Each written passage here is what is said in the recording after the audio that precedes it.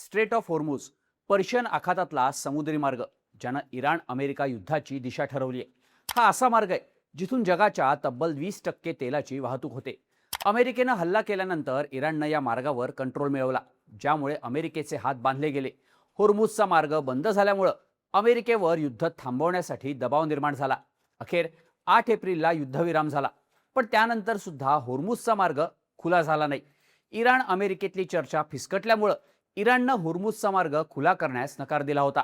पण नंतर चित्र काहीसं बदलताना दिसलं. शुक्रवारी अमेरिकेचे राष्ट्राध्यक्ष डोनाल्ड ट्रम्प यांनी स्वतः इराणनं होर्मुझचा मार्ग खुला केल्याची घोषणा केली.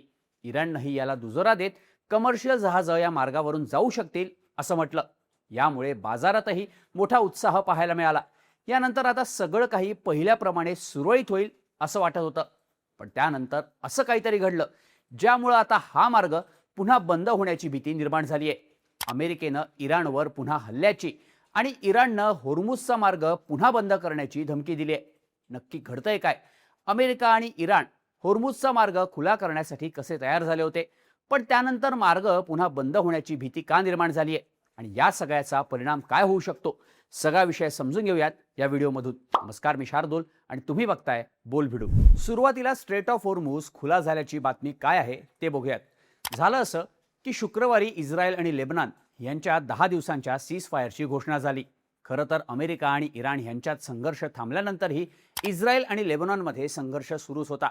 आम्ही लेबनॉनवरचे हल्ले थांबवणार नाही असं इस्रायलचं म्हणणं होतं. त्यामुळेच इराणनं होर्मुझचा मार्ग खुला केला नव्हता.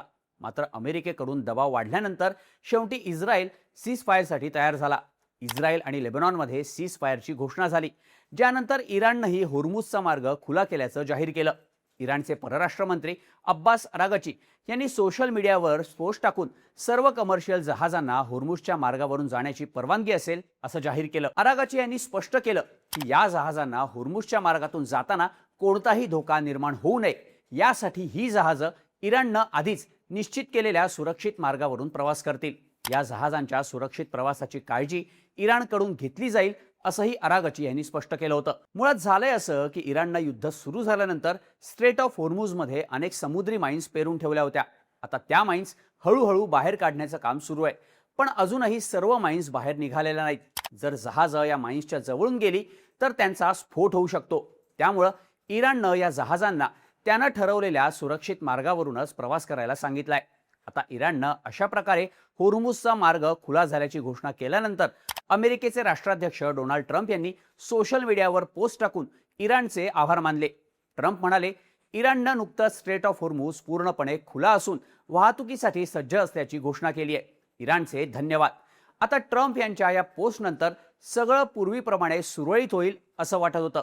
याचा परिणाम शेअर बाजारावरही झाला. युद्धाच्या काळात कच्च्या तेलाच्या किमती प्रचंड वाढल्या होत्या. मात्र इराणनं होर्मुझचा मार्ग खुला झाल्याची घोषणा केल्यानंतर कच्च्या तेलाचे दर खाली उतरले. युद्धाच्या सुरुवातीला कच्च्या तेलाचे दर $70 प्रति बॅरलच्या आसपास होते, पण मार्चच्या सुरुवातीला हे दर $120 पर्यंत गेले. आता इराणच्या घोषणेनंतर ब्रेंट क्रूड ऑइलची किंमत प्रति बॅरल $90च्या खाली आली. महत्त्वाचं म्हणजे दिवसाच्या सुरुवातीला हा दर $98च्या वर होता. शुक्रवारी अमेरिकन शेअर बाजारातही उत्साह पाहायला मिळाला.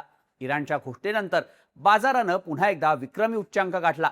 इकडे युरोपात पॅरिस आणि फ्रँकफर्टच्या सेन्सेक्समध्येही 2%हून अधिकची वाढ झाली. आता एवढं सगळं घडल्यानंतर पुन्हा असं काय झालं की होर्मुझचा मार्ग बंद होण्याची भीती निर्माण झाली आहे.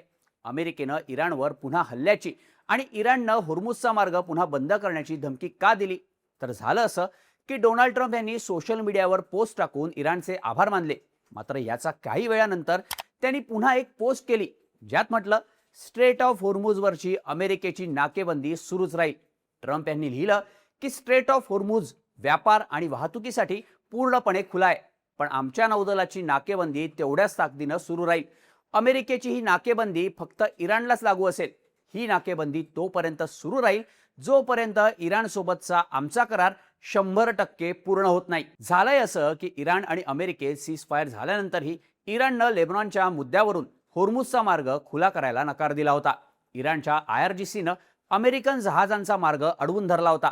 मग याला काउंटर करण्यासाठी अमेरिकेनंही होर्मुझचा मार्ग ब्लॉक करण्याची घोषणा केली होती. ट्रम्प यांनी म्हटलं होतं की इराणनं मार्ग अडवलाय, तर ते सुद्धा अमेरिकन नौदलाला पाठवून होर्मुझचा मार्ग अडवतील. आता इस्रायल आणि लेबनॉनमध्ये सीज फायर झाल्यानंतर इराणनं मार्ग खुला करण्याची घोषणा केली. पण ट्रम्प यांनी होर्मुझमध्ये अमेरिकेची नाकेबंदी सुरूच राहील असं म्हटल्यानं तणाव पुन्हा एकदा वाढलाय. ट्रम्प यांच्या या वक्तव्यावर प्रतिक्रिया देताना इराणच्या संसदेचे अध्यक्ष मोहम्मद बागेर गालिबाफ यांनी सोशल मीडियावर पोस्ट टाकली. ते म्हणाले, अमेरिकेची नाकेबंदी सुरू राहिली तर होर्मुझची सामुद्रधुनी खुली होणार नाही. होर्मुझमधून होणारी वाहतूक एका विशिष्ट मार्गानेच होईल. त्यासाठी इराणच्या परवानगीची आवश्यकता असेल. गालिबाफ पुढे म्हणाले की अमेरिकेच्या अध्यक्षांनी एका तासात 7 खोटे दावे केले. अशा खोट्या दाव्यांमुळे युद्धात किंवा वाटाघाटीत कोणतंही यश मिळणार नाही. इराणकडून ही प्रतिक्रिया आल्यानंतर पुन्हा एकदा गोंधळ वाढला. आता स्ट्रेट ऑफ होर्मुझ पुन्हा बंद होईल का अशी भीती निर्माण झाली आहे.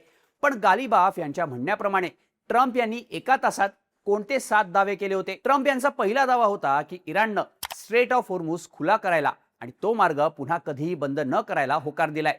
त्यांचा दुसरा दावा होता की जोपर्यंत 2 देशांमध्ये संपूर्ण करार होत नाही तोपर्यंत इराणच्या बंदरांवर अमेरिकन सैनिकांची नाकेबंदी सुरूच राहील. ट्रम्प यांचा तिसरा दावा होता की इराणसोबत रविवारी चर्चा होईल, ज्यात पूर्ण सीज फायरबाबत बोलणी केली जाईल. चौथा दावा होता की इराण अमेरिकेच्या मदतीनं समुद्रात लपवलेल्या माइन्स बाहेर काढतंय. ट्रम्प यांचा पाचवा दावा होता की इराण त्यांचं एनरिच्ड युरेनियम अमेरिकेला सोपवणार आहे. त्यांचा सहावा दावा होता की इराणनं त्याचा अणु कार्यक्रम अनिश्चित काळासाठी थांबवायला होकार दिलाय. सातवा आणि शेवटचा दावा होता की अमेरिका इराणसोबत मिळून न्यूक्लिअर साइट्समधून युरेनियम काढायचं काम करणार आहे. ट्रम्प यांचे हे 7 दावे गालिबाफ यांनी सगळे खोटे असल्याचं म्हटलंय. ह्यामुळं पुन्हा एकदा गोंधळ निर्माण झालाय. त्यातच इराणनं पुन्हा होर्मुझचा मार्ग बंद करण्याची धमकी दिल्यानं तणाव आणखी वाढला. या सगळ्यावर ट्रम्प यांच्याकडून जी प्रतिक्रिया आली त्यामुळं स्थिती आणखी बिघडली. शुक्रवारी रात्री एका पत्रकारानं ट्रम्प यांना विचारलं की पुढच्या आठवड्यात जेव्हा सीज फायरची मुदत संपेल तोपर्यंत जर इराणसोबत करार झाला नाही तरी तुम्ही काय कराल? यावर ट्रम्प यांनी जे उत्तर दिलं ते धक्कादायक होतं. ते म्हणाले, मला माहित नाही, कदाचित मी सीज फायरला मुदतवाढ देणार नाही. यामुळे नाकेबंदी केली जाईल आणि आम्हाला पुन्हा बॉम्बनं हल्ले सुरू करावे लागतील. एक प्रकारे ट्रम्प यांनी इराणवर पुन्हा हल्ला करण्याची धमकी दिली आहे. यामुळं आता या 2 देशांमध्ये तणाव वाढल्याचं दिसतंय. आता सध्याची परिस्थिती काय आहे तर स्ट्रेट ऑफ होर्मुझ बाबत स्थिती अजूनही स्पष्ट नाही. सध्या अनेक जहाजं या मार्गावरून प्रवास करणं टाळतायत. अल जझीराच्या रिपोर्टनुसार इराण आणि अमेरिकेकडून ज्या प्रकारे दावे प्रतिदावे केले जात आहेत त्यामुळे जहाजांमध्ये चिंतेचं वातावरण आहे. इराणच्या मार्ग खुला झाल्याच्या घोषणेनंतर काही जहाजांनी तिथून प्रवासाचा प्रयत्न केला, पण अनेक जहाजं माघारी सुद्धा फिरतायत, कारण तिथली परिस्थिती अजूनही अस्थिर आहे. सध्या कोणत्याही जहाजाला जोखीम घ्यायची नाहीये. मालवाहतूक कंपन्यांनी स्पष्ट केलंय की जोपर्यंत होर्मुझची सामुद्रधुनी पूर्णपणे सुरक्षित होत नाही तोपर्यंत जहाजं या मार्गाचा वापर करणार नाहीत. या भागात कार्यरत असलेल्या व्यापारी जहाजांना सध्या होर्मुझमधून प्रवास करण्याची कोणतीही घाई नाही. एका जहाज कंपनीच्या प्रतिनिधीनं बीबीसीशी बोलताना सांगितलं की त्यांना कोणताही अनावश्यक धोका पत्करायचा नाहीये. अशा प्रकारे आता इराण अमेरिकेतलं युद्ध होर्मुझच्या स्थितीवर अवलंबून असल्याचं दिसतंय. इराणनं मार्ग खुला झाल्याची घोषणा केली, पण ट्रम्प यांनी अमेरिकेकडून नाकेबंदी चालू राहणार असं म्हटल्यानं तणाव पुन्हा एकदा वाढलाय. यावर इराणनं मार्ग बंद करण्याची धमकी दिली तर ट्रम्प यांनी संपूर्ण सीज फायर झालं नाही तर पुन्हा हल्ल्याची धमकी दिली आहे. आता यात पुढे नक्की काय होतं? इराण आणि अमेरिकेत संपूर्ण सीज फायर होऊन परिस्थिती नॉर्मल होते का हे पाहणं महत्त्वाचं असणार आहे. तुम्हाला काय वाटतं? इराण अमेरिकेतला तणाव कधीपर्यंत संपेल? ह्याबद्दलच्या तुमच्या प्रतिक्रिया कमेंट करा आणि अशाच माहितीपूर्ण व्हिडिओसाठी बोल भिडूला सबस्क्राईब करायला विसरू नका.